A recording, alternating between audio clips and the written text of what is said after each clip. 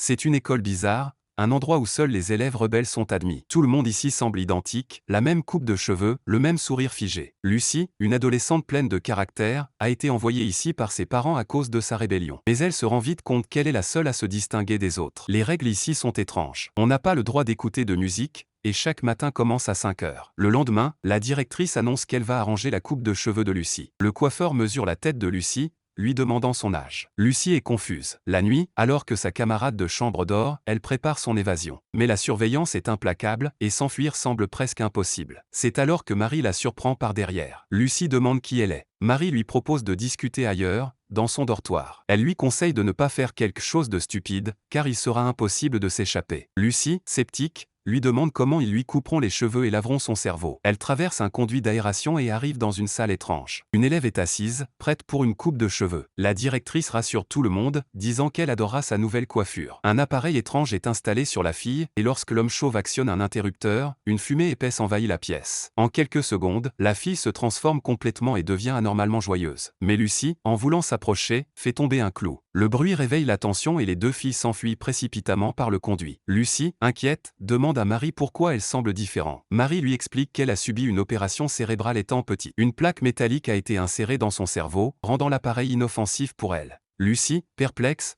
lui demande pourquoi elle reste alors ici. Marie répond que sa sœur est aussi captive de cet endroit et a déjà subi le lavage de cerveau. Elle doit rester pour la protéger. Le lendemain, Lucie sort une boîte à musique. En touchant accidentellement l'interrupteur, sa camarade ressent une vive douleur à la tête avant de retrouver son état normal. Lucie comprend alors pourquoi la musique est interdite dans l'école. Elle raconte tout à sa camarade. Le jour suivant, Lucie se rend dans le bureau de la directrice et lui avoue qu'elle connaît leurs secrets, qu'elle les a espionnés dans la salle la veille. Cela met la directrice en colère. Elle entraîne Lucie à l'extérieur, sur le terrain de sport. Pendant ce temps, sa camarade, déjà dans le bureau, dirige la boîte à musique vers un haut-parleur. La musique envahit alors l'école, ramenant tous les élèves à leur état normal.